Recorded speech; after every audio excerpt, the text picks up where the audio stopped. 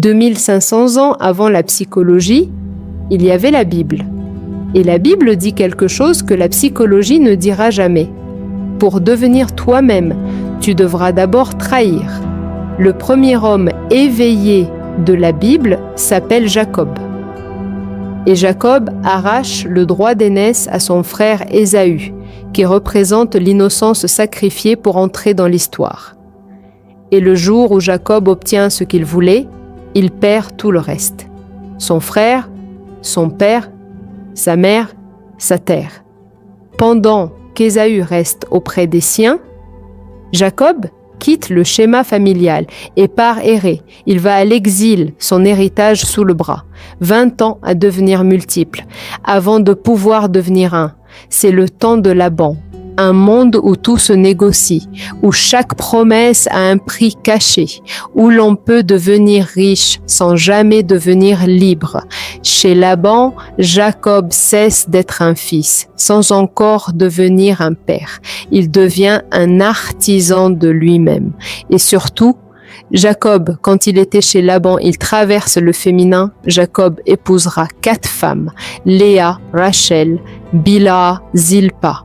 Chez Laban, qui veut dire en arabe le lait et en hébreu le blanc, Jacob entre dans Yesod, le ventre psychique où tout se forme encore dans l'obscurité, et il y habite comme un yod, une singularité en devenir, une étincelle minimale de l'esprit. Sans ces unions au féminin, il n'y aurait pas Israël. Aucune conscience ne naît sans traverser sa matière. Quand Jacob quitte enfin Laban, il sort de la lune pour entrer dans le soleil.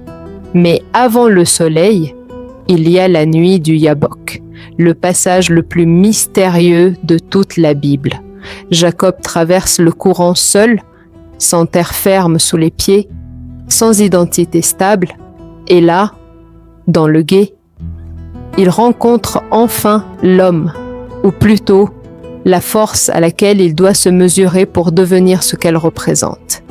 Et il lutte toute la nuit.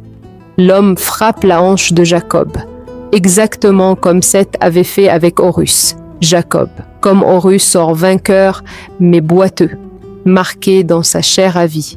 Jacob devient Israël, celui qui a lutté avec Dieu. La Bible prolonge une sagesse ancienne qui savait lire l'intérieur de l'homme, là où notre époque n'en voit plus que les symptômes. La Bible sait qu'on trahit toujours quelqu'un pour devenir soi-même. La Bible sait que le désir de conscience précède souvent la maturité qu'il exige. La Bible sait qu'une destinée s'arrache puis se rembourse toute une vie. La Bible sait que la faille est la seule porte par laquelle entre le sacré. La Bible sait que celui qui ne descend jamais dans la nuit du féminin reste étranger à lui-même. La Bible sait que la fuite dure exactement le temps qu'il faut pour que le divin nous rattrape au bord du courant. La Bible sait que le chemin n'est pas une ascension, mais un retour. Nous sommes divins parce que personne ne devient soi-même sans s'engendrer. D'abord dans le ventre sombre de son labyrinthe psychique, puis dans la lutte, et enfin dans la blessure à la hanche qui change sa façon de marcher. Et c'est seulement après tout ça qu'on a enfin le courage de retrouver son frère, ou le courage d'affronter sa totalité, exactement comme on est quand on est.